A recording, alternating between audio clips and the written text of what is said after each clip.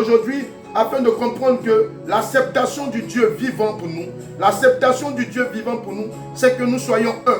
Mais avant d'abord de toucher l'unité, comme je viens de le dire, il faut que je vous parle de l'expansion de l'œuvre ministérielle. Oui, aujourd'hui c'est le thème du message, c'est le thème du message sur lequel je veux aujourd'hui apporter, oui, cette prêche, cette prédication, l'expansion de l'œuvre ministérielle. Comme je vous ai dit tantôt, lorsqu'on parle de l'expansion, l'expansion vient du latin expansio, qui signifie se répandre. Qui signifie se répandre. Qui signifie cette expansion a besoin, oui, d'un déploiement. Cette expansion a besoin de se répandre. Cette expansion a besoin d'un élargissement. Cette expansion a besoin d'une extension. C'est ça l'expansion ministérielle. Je suis toujours sur la définition de l'expansion.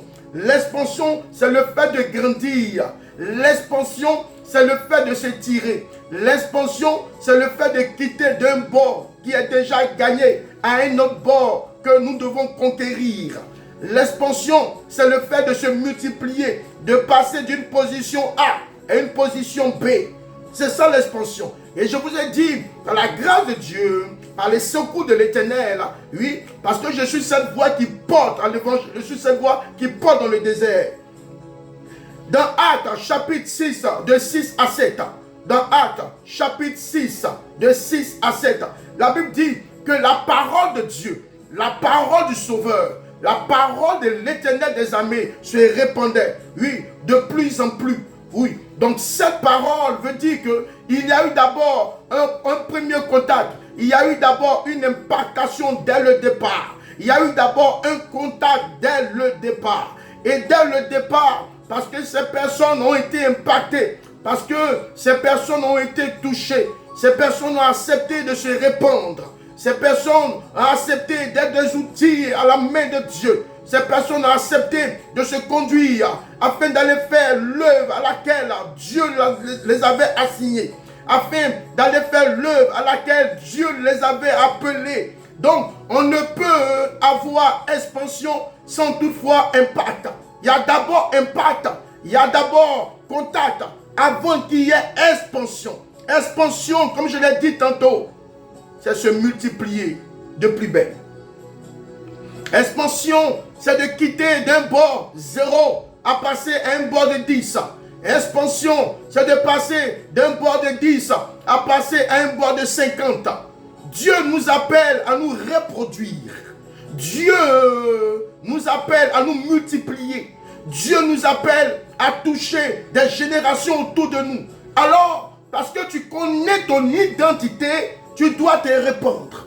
Parce que tu connais, oui, ta communion avec Dieu, tu sais que tu n'es pas n'importe qui. Tu dois te dédoubler dans la vie des personnes qui t'entourent. C'est par l'expansion qu'on connaît ton ministère. C'est par l'expansion de Dieu sur ta vie qu'on reconnaît ton appel. C'est par l'expansion de Dieu sur ta vie, on sait que le Seigneur t'a saisi. Et Dieu est en train de te transformer. Et par quoi caractérises-tu ton appel? C'est par l'expansion. Je suis toujours sur l'expansion. Le thème de mon message, l'expansion de l'œuvre ministérielle. Je suis toujours sur l'expansion. L'expansion. L'expansion. Convenez-vous avec moi que les disciples ont commencé avec le Seigneur. Ils étaient 12. Ils étaient 12. Le 12, le signe du fondement. Le 12, le signe de l'acceptation au service de Dieu. Le 12, le signe du service profond de Dieu. Oui, le Seigneur a compté sur eux. Oui, parce que à l'intérieur, oui, des 11, parce que, oui, Judas Iscariote, oui, avait porté, oui, un vêtement, un manteau de brebis. Mais à l'intérieur, c'était de la boue, c'était de la désolation. À l'intérieur, c'était de la mort. Je ne parle pas de Judas Iscariote, je vais parler des autres disciples qui se sont unis avec le Seigneur. Vous comprenez? Avant qu'il y ait expansion, il y a d'abord noyau. Avant qu'il y ait d'abord expansion, il y a d'abord contact. Il y a d'abord impact. Il y a d'abord influence. C'est par l'influence que tu peux te reproduire. C'est par l'influence que tu peux impacter. C'est par l'influence que tu peux toucher les personnes autour de toi. On est toujours sur le thème. L'expansion de l'œuvre ministérielle. Je suis toujours sur l'expansion. Vous comprenez? Et là où nous sommes arrivés, je vous ai parlé tout à l'heure des 12 disciples. Oui, en autant, Judas Iscariote, il va rester 11. Donc le Seigneur comptait sur ses 11 disciples. Parce que le cœur de Judas Iscariote était déjà possédé. Son cœur a été déjà touché. Son cœur a été déjà volé. Dieu ne peut pas compter sur des personnes, oui, sur qui ne peut pas compter. Dieu ne peut pas compter sur des personnes qui ont déjà le cœur volé par les passions de la vie, par les plaisirs du monde. Dieu ne peut pas compter sur ces personnes-là. Dieu, il compte essentiellement sur des personnes qui sont prêtes à se sacrifier totalement à la gloire de Dieu, se sacrifier totalement, oui, dans le processus du Créateur. Et Jésus-Christ de Nazareth, que je veux respecter ici, Jésus-Christ qui est mon sauveur, Jésus-Christ qui est mon Père, Jésus-Christ qui a accepté d'envoyer le Saint-Esprit par lequel aujourd'hui je suis conduit par l'Esprit de Dieu pour témoigner de sa part. C'est lui qui m'investit, c'est lui qui me donne sa puissance, c'est lui qui me donne, oui, toutes les paroles que je suis en train d'annoncer, parce que c'est lui qui m'investit, c'est lui qui me remplit, c'est lui qui me dirige, c'est lui qui me donne les paroles à annoncer. Et les 11 disciples étaient ensemble, parce que le Seigneur avait besoin d'un noyau pour se répandre. Il avait besoin d'un noyau pour se répandre. Il avait besoin des personnes qui boivent la parole de Dieu, des personnes qui marchent dans son empreinte, des personnes qui marchent dans ses pas, des personnes qui s'abandonnent à lui. Tu ne peux pas te répandre si tu ne t'abandonnes pas à Dieu.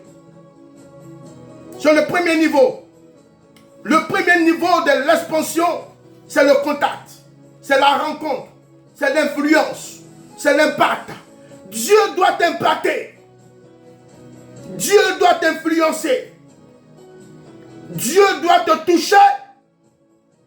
Tu dois avoir une rencontre avec Dieu qui va totalement te transformer et te transporter dans sa nuée de gloire. Et je disais tantôt que les disciples, oui, ont été impactés par le Seigneur. Ce sont ces disciples qui se sont reproduits par l'enseignement du Seigneur. Quand vous lisez le livre de Actes des Apôtres, c'est là que l'Église a commencé. Quand on parle de l'Église, on parle de l'expansion. Quand on parle de l'Église, on parle de la profondeur communion avec Dieu. Quand on parle de l'Église, on parle de la fraternité. Quand on parle de l'Église, on parle de l'amour divin. C'est sur ça que le Seigneur a d'abord compté sur un noyau qui s'est abandonné, un noyau qui vivait sans intérêt aucun. Sans intérêt. Des personnes qui avaient le cœur entremêlé de la part de Dieu. Parce que le Saint-Esprit est en train de fusionner dans leur âme. Le Saint-Esprit est en train de télécharger sa puissance et son amour en eux. Ils ont accepté d'être téléchargés. Et après, quand nous lisons la parole dans le livre de Actes 6, nous voyons que ces personnes qui ont été téléchargées ont été impactées par le Seigneur. La parole de Dieu se répandait de plus en plus. Ça se répandait de plus en plus, la parole. Elle se répandait de plus en plus. Elle montait. Elle allait de lieu en lieu. La parole de Dieu se répandait partout. Depuis, Jérusalem, la parole de Dieu se répandait. Elle a commencé à sillonner. Qui peut attraper le vent de la parole? Qui en est capable? La parole de Dieu même allait jusqu'aux extrémités de la terre. Parce que les personnes commençaient à se laisser investir par Dieu. Les personnes commençaient à se laisser remplir par Dieu. Il y avait quelque chose qui se créait. Il y avait des communautés qui commençaient à naître. La parole de Dieu travaillait. La parole de Dieu touchait même les frontières de la Judée, les frontières de la Samarie, La parole de Dieu allait même dans les contrées les plus reculées. Et tout le monde était touché par Dieu. C'est Dieu qui change l'expansion de l'œuvre ministérielle. Vous avez vu d'abord, on ne peut avoir expansion sans contact d'abord de la part de l'Esprit. On ne peut avoir expansion ministérielle, d'abord expansion sans impactation de la part de Dieu. Vous comprenez? Je viens de vous parler de l'expansion. Et là, je vais vous parler de l'œuvre. L'œuvre vient du mot opéra, qui signifie, l'œuvre signifie travail. Quand on parle de l'œuvre de Dieu, l'œuvre de Dieu caractérise le travail. Tu travailles aussi. L'œuvre de Dieu caractérise la mise en action. L'œuvre de Dieu caractérise le déplacement. Tu es en train de te déplacer pour le Seigneur. L'œuvre de Dieu caractérise la réalisation divine que tu es en train de bâtir. L'œuvre de Dieu, selon sa définition, est l'ensemble des actions accomplies pour Dieu. Quand tu es en train de poser une action, qu'est-ce qui t'anime? Derrière l'action que tu es en train de poser, qu'est-ce qui est l'essence même des actions que tu es en train de faire? Est-ce que tu es animé de par toi-même ou bien tu es animé de par Dieu? C'est parce que tu es animé de par Dieu que tu es en train de faire l'œuvre de la croix.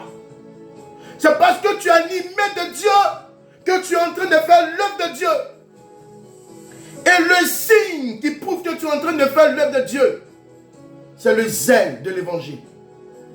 Il y a un feu qui brûle sur toi. Il y a un feu qui brûle en toi. Le feu t'envahit même quand tu ne manges pas.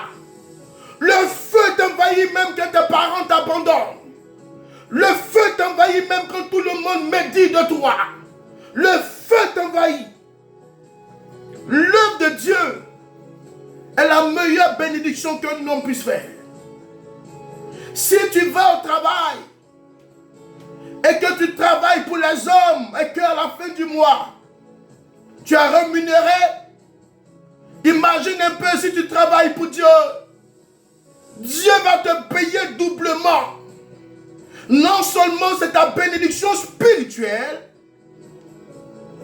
bien plus, ta bénédiction spirituelle, aussi ta bénédiction physique, matérielle. Parce que le Dieu que nous annonçons, il move d'époque en époque. Il move d'éternité en éternité. Il voit, oui, une fourmi noire sur une pierre noire dans le noir. Il connaît l'entraille de ton cœur. Il voit et sait qu'est-ce qui t'anime depuis belle lurette. C'est une œuvre par laquelle il dit que l'ouvrier mérite son salaire. Tu ne peux pas servir Dieu, peu importe ton lieu. Et Dieu va te laisser tomber. Si tu es honnête, si tu es sincère, Dieu va te récompenser. Dans le ciel et sur la terre. L'œuvre de Dieu touche l'évangélisation. L'évangélisation présentielle et l'évangélisation en ligne. Tu ne dois pas négliger ce que tu dois faire pour Dieu. L'œuvre de Dieu touche l'enseignement. L'œuvre de Dieu touche la prière. Oh, qu'on parle de prière.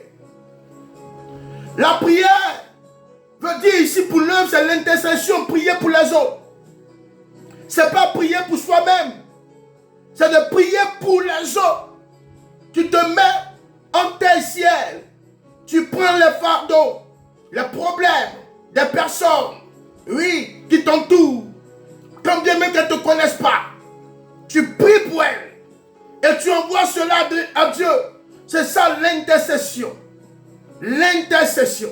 Tu pries et tu demandes à Dieu de faire. Tu es en train de faire l'œuvre de Dieu. C'est pour cela que dans une église, ceux qui sont dans le département de l'intercession, je vous dis bravo. Bravo. C'est une œuvre qui est difficile. cependant une œuvre qui est bénie de Dieu. Celui qui est sur le terrain en train d'évangéliser, oui, il est au même niveau que celui qui est en train de prier aussi pour les âmes. Ne vous négligez pas. Ne vous négligez pas. Ce à quoi Dieu t'a appelé, il faut te mettre et il faut travailler pour le Seigneur.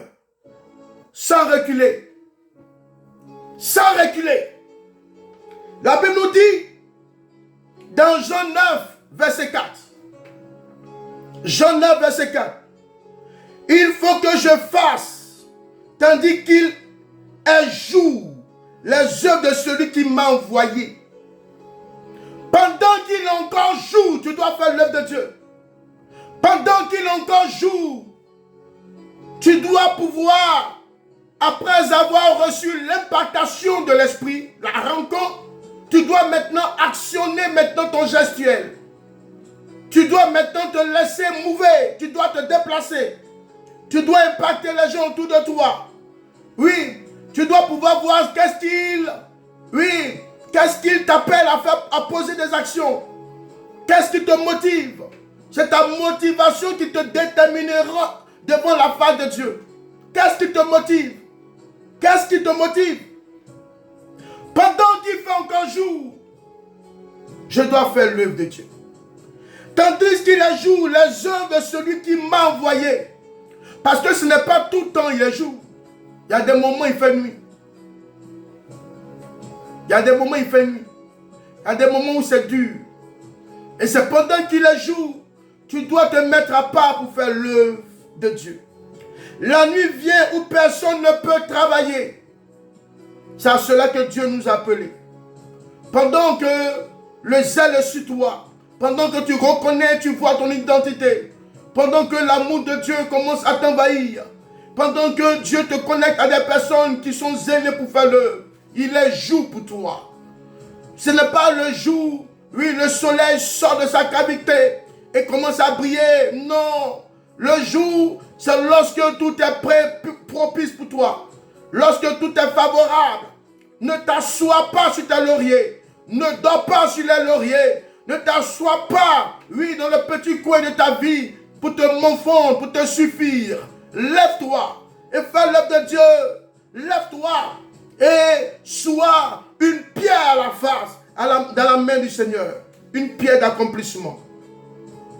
Une pierre d'accomplissement. Vous comprenez? Quand nous lisons Éphésiens 2, verset 1, nous voyons que le Seigneur parlait de la nouvelle création. Il parle de nous, de la nouvelle création. Parce que ceux qui sont en Christ sont une nouvelle créature. Avant d'être une nouvelle créature, nous vivions dans le péché. Nous vivions dans la boue. Et parce que Christ nous a créés en son sein, nous sommes devenus des créatures à sa gloire. Nous sommes devenus une nouvelle créature. Et cette nouvelle créature, étant maintenant accomplie, peut maintenant faire l'œuvre ministérielle. Est-ce que vous comprenez? Il y a d'abord expansion, il y a d'abord l'œuvre, et ensuite il y a le ministère, ministériel. Ministériel vient de ministère. Vous comprenez? Vient du mot ministère qui veut dire ministérium. Ministérium. Ministérium. Cela veut dire, oui, c'est le dérivé de serviteur. Ministère veut dire serviteur. Celui qui sert Dieu. Celui qui se met à part au service de Dieu. Vous comprenez? Et c'est à cela que Dieu nous a appelés. 2 Corinthiens 4, 1 nous dit. C'est pourquoi, ayant ce ministère selon la miséricorde qui nous a été faite, nous ne perdons pas courage. C'est Dieu qui le dit. Parce qu'à ce niveau, nous devons savoir que si nous devons arriver, oui, à l'essor, afin que les personnes puissent se reproduire dans la vie des gens, c'est une action de l'esprit. Et je veux vous dire une parole, on ne peut pas avoir l'expansion sans parler d'unité. On ne peut pas connaître l'expansion de Dieu. Tu ne peux pas y aller sans toutefois avoir l'unité du groupe. L'unité du groupe. L'unité des personnes qui sont connectées à toi. L'unité des personnes qui se déplacent et qui marchent avec toi. On appelle cela la connectivité spirituelle. C'est quoi l'unité dans le travail pour Dieu? C'est lorsque les serviteurs de Dieu se mettent ensemble. Lorsque des femmes de Dieu se mettent ensemble, soudées, ils marchent cœur à cœur, main dans la main, étant unis, afin d'avancer, ayant le même objectif d'unité, ayant le même objectif pour glorifier le nom de Dieu. Vous comprenez? Avant de pouvoir impacter, tu dois d'abord te laisser toucher par Dieu, te laisser impacter par Dieu. Avant qu'il y ait une reproduction, avant qu'il y ait multiplication, expansion ministérielle, tu dois d'abord être uni avec ton frère. Tu dois avancer dans le même pas, dans la même empreinte de Dieu. L'unité est la force de plusieurs personnes qui se mettent ensemble pour avancer. C'est le secret pour bâtir une église. Une église qui est unie, peu importe le temps, l'église se dessinera par les grâces de Dieu. L'église sera ensemencée par une parole divine qui vient du ciel. Quand la Bible nous parle de 1 Corinthiens, chapitre 3, de 6 à 7, écoutons-moi cette parole. 1 Corinthiens, chapitre 3, de 6 à 7. La Bible dit que j'ai planté, Apollos a arrosé. Et le j'ai planté ici, c'est l'apôtre Paul. L'apôtre Paul ne peut pas planter et en même temps arroser. Quand bien même qu'aujourd'hui, on parle de Actes, on parle de Corinthiens, on parle de 1 Corinthiens, on parle de Romains, peu importe ce qu'il a pu avoir comme expérience de Dieu, lui-même reconnaît que lui seul, il ne peut pas faire l'œuvre de Dieu.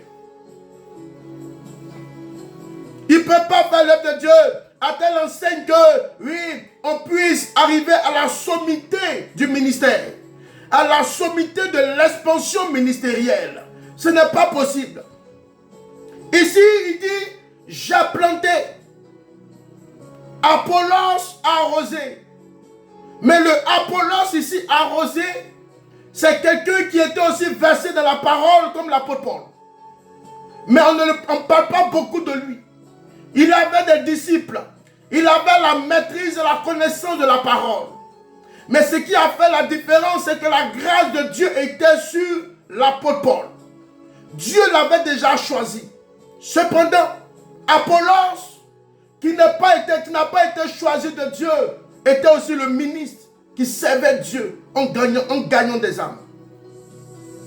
Tu n'as pas besoin d'être appelé pour influencer ton entourage. Tu n'as pas besoin d'être appelé pasteur, prophète, évangéliste pour toucher des vies autour de toi. Dans le moment que Dieu t'a impacté, que tu aimes Dieu, regardez un peu la vie d'Étienne. On ne le connaissait pas. Il est quitté de nulle part parce qu'il s'est préparé pour toucher sa génération. L'onction de Dieu est venue sur lui. Tu n'as pas besoin d'être appelé de Dieu. Tu n'as pas besoin d'être appelé de Dieu ni d'être choisi de Dieu.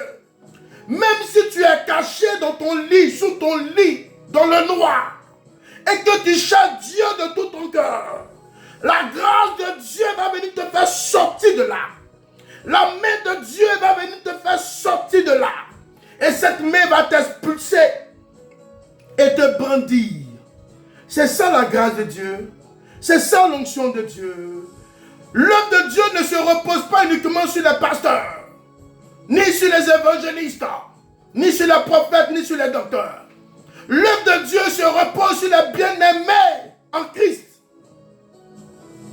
Une fois que tu as une rencontre personnelle avec Dieu et que tu connais ton identité, tu es un serviteur, une servante de Dieu.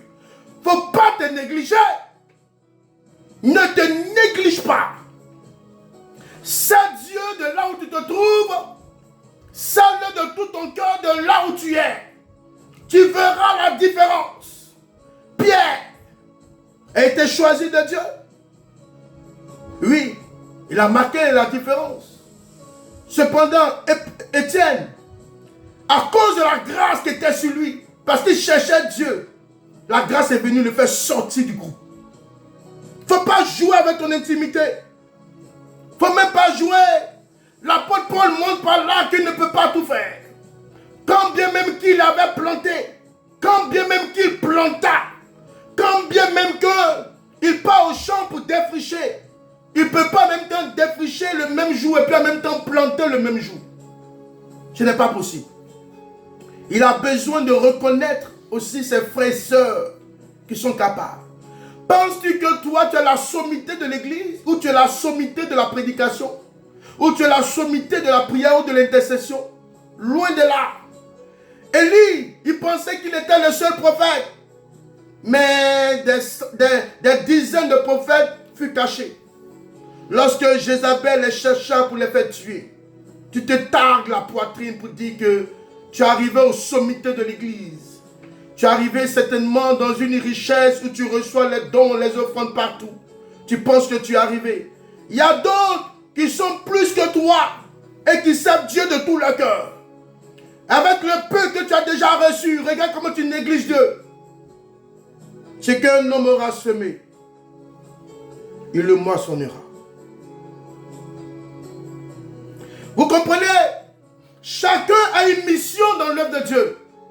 Chacun a son appel. Chacun a sa direction. Chacun. Dieu t'a appelé à quoi? Dieu t'a appelé à défricher? Alors défriche. Dieu t'a appelé à semer? Alors sème. Dieu t'a appelé à encourager tout autour de toi, à exhorter? Alors fais-le. Dieu t'a appelé uniquement à prier? Alors prie. Dieu t'a appelé à enseigner, à chanter? Alors chante. Chante à la gloire de Dieu de tout ton cœur, en vivant dans la piété. Vous comprenez? 1 Jean 17, 22. Jean 17, 22. Jean 17, 22. La Bible dit, je leur ai donné la gloire que tu m'as donnée, afin qu'ils soient un, comme nous sommes un. Voici, c'est la totale de la prédication. Même Jésus qui est venu sur la terre, il n'était pas seul. Il était un avec Dieu le Père et Dieu le Saint-Esprit. On ne peut pas avoir expansion si nous sommes dispersés. Si l'église est dispersée. Si tu penses que tu es arrivé aux sommités de l'évangile. Si tu penses que tu es arrivé aux sommités des biens. Tu ne peux pas impacter autour de toi. Parce qu'un homme, l'homme naturel n'est pas plus fort que Dieu. Pour impacter sa génération, on doit travailler en unité et en équipe. Éphésiens 4, 3 dit, efforcez-vous de sauver l'unité de l'esprit par le lien de la paix. La paix dans l'unité, c'est le gage et c'est le signe de l'approbation de Dieu. Des personnes qui marchent ensemble, et à tout moment, il y a des vagues d'insultes, il y a des vagues, il y a des désordres. Ces personnes ne sont pas unies. Ces personnes ne pourront pas bâtir l'église. Ne confondons pas l'unité et la collaboration. Avec le Seigneur, si on n'est pas unis, d'abord, on ne peut pas collaborer.